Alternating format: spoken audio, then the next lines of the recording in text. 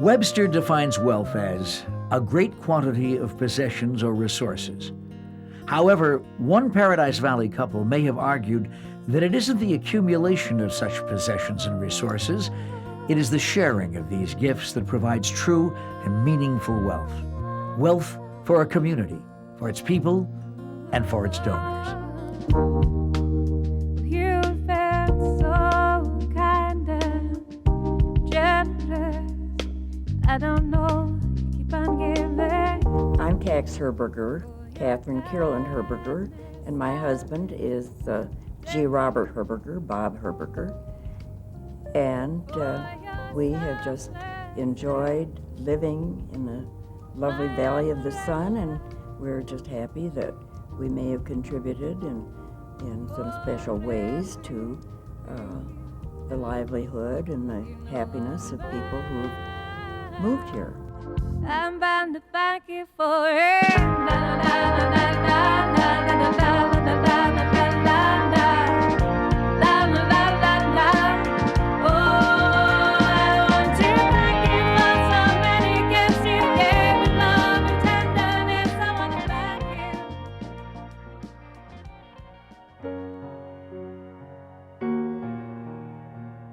George Robert Herberger was born September 12, 1904. As a child, Bob worked in his father's department stores, which proved to be an important event in his life's journey. My father had department stores in small towns in Minnesota. And when I was a kid, I worked in one of them and thoroughly enjoyed it. And when I was only 14 years old, something like that, I just loved to read. I knew what I was going to do. I knew I was going to retail. After graduating from the University of Minnesota in 1925, Bob began an incredibly successful career in retail when he founded the Herberger Hart Department Store in 1927. A few years later, another milestone in life was reached when he met the love of his life, Katherine Kierland. I'd left the university because my poor father, this was in the Depression days, so I spent that year in Alexandria, Minnesota, and Bob's sister, his older sister, lived there. And Ruth called and asked, would it be all right if she brought her brother over? Now, I had known Bob's mother and father, I'd known his brother, and I knew his sister.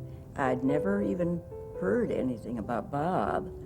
And so here he came over and we had a nice visit, and a couple months later, he called me and wanted to have a date. It was a double date with a girl from St. Louis. Well, they were about 45 minutes late, and we were furious. So it wasn't a very good beginning of a courtship, believe me. Whatever damage Bob's tardiness had caused the relationship did not last long. Within 4 months, the young couple was married. Their life together was blessed with 3 wonderful children and a very successful business. Success that did not go unappreciated. And we worked very hard with our employees, good friends of theirs, did everything we could. If they had troubles, we would help them out and so forth. That helps everybody. It's more of a pleasure when you have people working for you that you do support and they support you.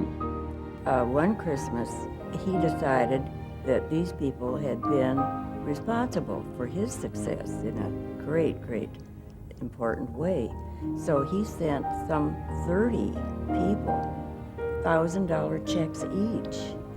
And it made the newspapers all over the United States because it was such an unusual thing. Some of these employees had been with Bob for over 30 years. Herberger's department store grew into 40 stores and spread across 10 states. Besides being president of his own company, Bob also spent time as board chairman and director of Butler Brothers Chicago, the largest wholesale company of its time in America. But after endless cold winters in Minnesota and Illinois, the decision was made to decrease his workload at Butler Brothers and move south. We like the climate in Arizona so much better.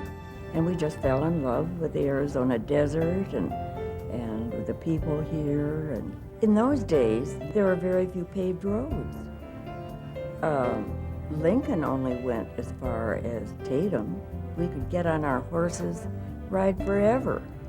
After moving to Arizona, the Herbergers began to increase their participation in civic organizations. One such association was with the Republican Party. I spent a lot of time with the Republican Party, and I would, every time we had a convention, I go back there, and I spent 7 weeks back there. We had rallies for Nixon, and we had rallies for Goldwater, we had rallies for Eisenhower. Absolutely, thoroughly enjoyed it. The continued success of the family business enabled the Herbergers to become one of the Valley's most philanthropic families, giving time, money, and support to many worthwhile causes. My father and mother were very charitable and contributed a lot, and I don't know, I just enjoyed doing it. I had the time, and I had some resources, and it was just a satisfactory thing to do. We had a lot of land. We loved land. We didn't buy it and sell it quick. We didn't make a quick buck, and I didn't approve of that at all. We gave land up for 31 parks right in the Phoenix area. Gave it to them as a gift. A cause dear to Cax was the arts.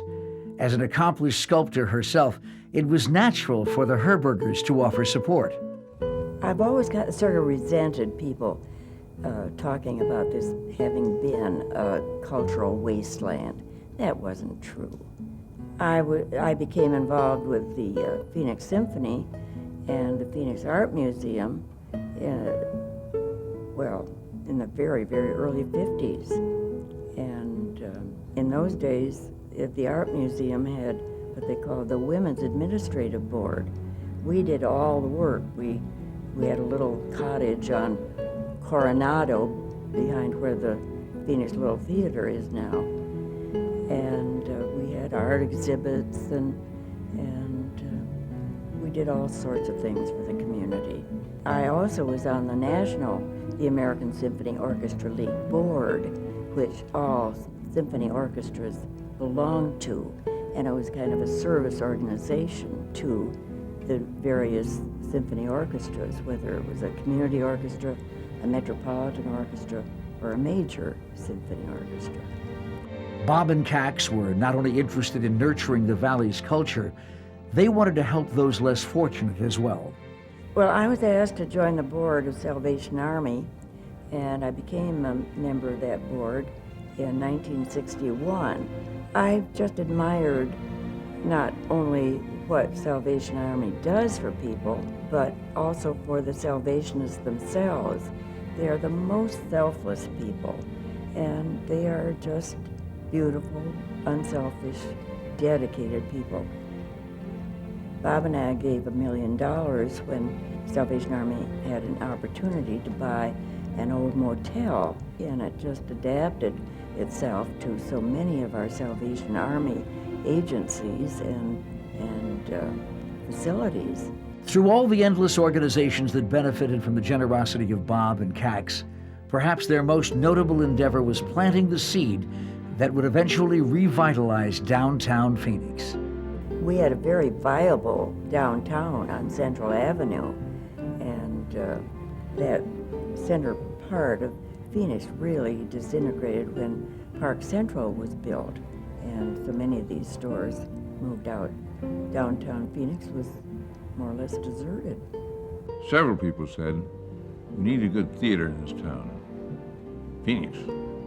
So they said to me, do you want to help out? Oh yes, I said, I'll do anything to keep it going, to open it up and get things going. I gave $3 million, and then I gave another $500,000, developed a wonderful, wonderful theater, of which I'm very proud. It really spurred the downtown development. There was nothing really down there at that time. Maybe Symphony Hall was built. And so when things got going down there, we participated in the development of several other things in the area.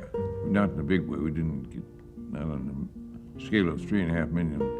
All those things helped. Everything helps when you develop a certain area in a town. it all helps. Throughout their lives, Bob and Cax contributed to organizations and causes too numerous to even mention.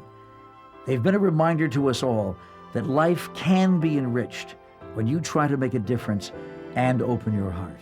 And if we've helped humanity and helped the underprivileged and unfortunate people, and we're just happy that we were able to do what we've done. Tonight we gather to honor the Herbergers' boundless generosity and to recognize the passing of a true friend. On February 2nd, 1999, the Valley lost Bob Herberger and, in the process, lost an ally to the betterment of mankind. Oh, we never know where life will take us. I know it's just a ride on the wheel.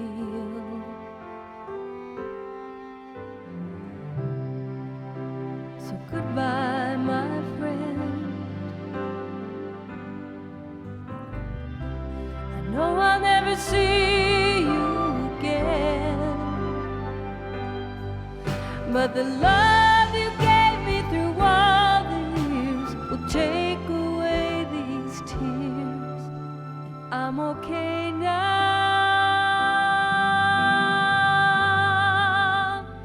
Goodbye, my friend.